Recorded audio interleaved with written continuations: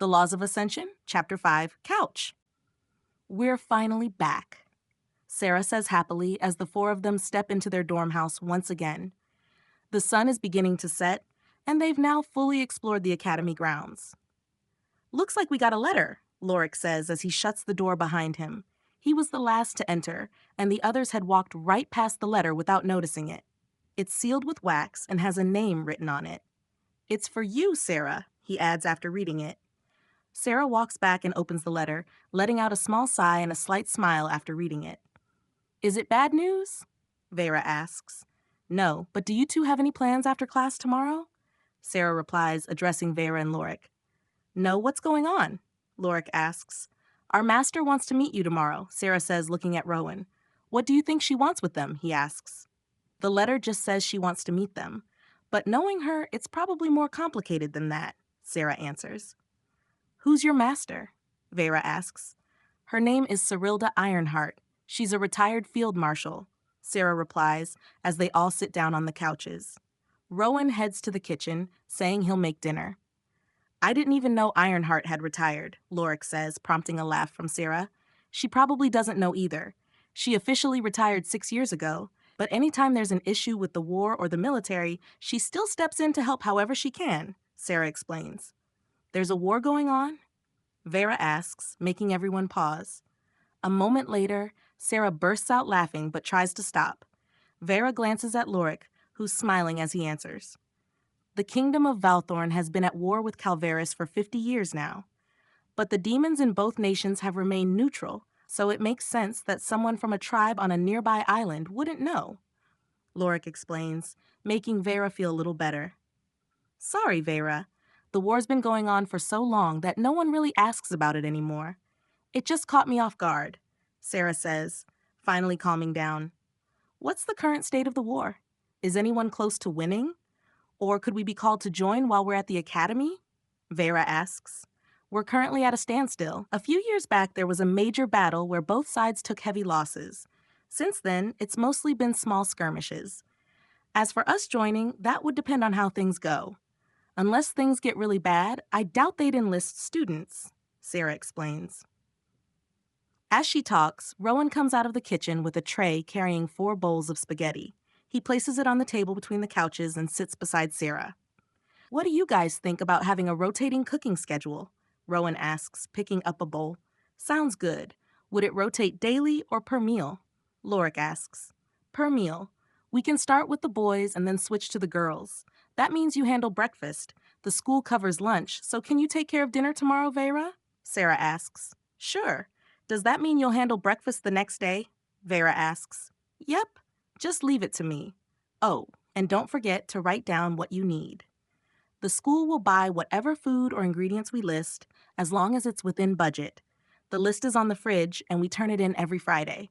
Of course, you can use your own ingredients too," Sarah says as they eat. After dinner, they all head upstairs to bed, except Lorik, who stays behind to rinse the dishes. The next morning, Sarah is the first to wake. She leaves the girls' room and uses the upstairs bathroom to shower. Afterward, she tosses her dirty pajamas into her room just as Rowan exits his. Their doors are directly across from each other, but she hadn't heard him open his. Turning around, she sees him yawning and screams, startled. Rowan laughs, realizing what happened, as Vera jumps out of bed. She stumbles, then quickly gets up to check what caused the scream. Are you okay?" she asks, confused. "Yeah, this goof just scared me," Sarah replies, blushing. She turns away from Rowan and notices Vera's pajamas, a white button-up top, and matching pants. What surprises her most, though, are Vera's feet. Like her hands, they're covered in short fur, and her toes have the same sharp, stone-like claws. Rowan is wearing a white shirt and brown shorts. Sarah, however, is already dressed in her school uniform and shoes. "Have you seen Lorik since you've been up?" Rowan asks, still chuckling. "No, I've only been in the bathroom. Wasn't he in there with you?" she asks. "Nope. Could you look for him? I need to get ready to." "Yeah, Vera, you should shower now. We don't have much time before class starts," Sarah says. "No need. I've got this," Vera replies, holding up a white stone that looks like glass, filled with swirling white mist and a bit of blue. It's smoothed into an oval shape with a brown string running through a hole in the center. It's a cleansing stone. It carries the laws of wind and water. If you wear it for a few hours, it cleans you and your clothes like a shower. But I still prefer actual showers. It just takes forever to dry my arms and legs, Vera explains, making Sarah smile. I can imagine. Then can you help me find Lorik? Sarah asks. Vera nods and quickly changes into her uniform. The two head downstairs, where Rowan has already gone to use the bathroom. They had decided the day before to split bathrooms by gender, and the guys got the downstairs one. Once downstairs, they're greeted by the smell of breakfast. In the kitchen are 3 plates, one with bacon, one with scrambled eggs, and one stacked with toast. Lorik is already sitting in the living room, eating. Morning, when did you wake up? Vera asks as they step out of the kitchen with full plates. Rowan just woke me. I slept down here, Lorik answers. Why? And how'd you cook this if you just woke up? Sarah asks. I can't sleep in beds. And I made the food last night. Lorik replies. Why not sleep in beds? Vera asks, confused. They're too soft, he says with a shrug, prompting a sigh from Sarah.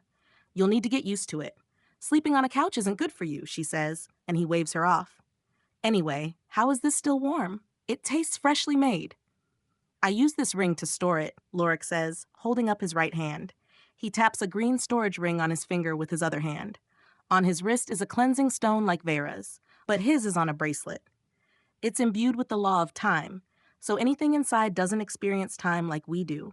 It slows it by about 200 times, so the 8 hours since I made it feel like only 3 minutes inside. That's incredible. How much did it cost? Vera asks. 5,000 gold, Lorik says, making her choke on her food. Sarah quickly hands her water. Why spend that much? Regular storage rings are only about 1,000. Because I need it for alchemy. He replies, surprising Sarah. You know alchemy?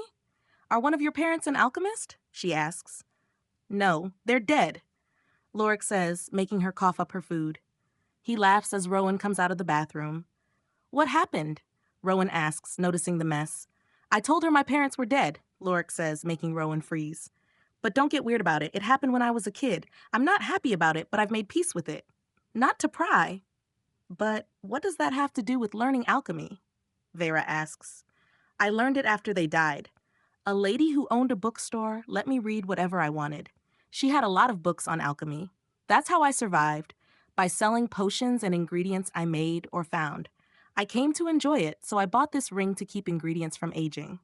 As he finishes, Rowan grabs his food and Sarah cleans up her mess. Then a loud ringing fills the entire academy. Crap, it's time to go! Come on! Sarah shouts, jumping up. We'll clean up when we get back.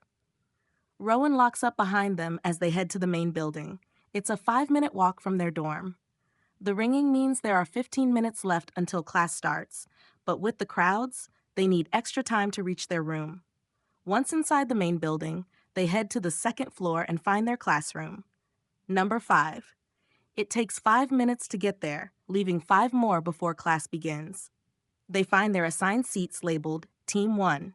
The seats are arranged in rows of 4, with each row higher than the last to provide a clear view. There are 4 columns of seats, separated by stairways. At the front is a desk with a chalkboard behind it on the wall. A professor sits at the desk, wearing a suit resembling the students' uniforms, complete with the same emblem on the chest. After sitting down, they wait in silence. No other students speak, and the only sounds are those coming from outside. 5 minutes later, the bell rings again, and the professor stands.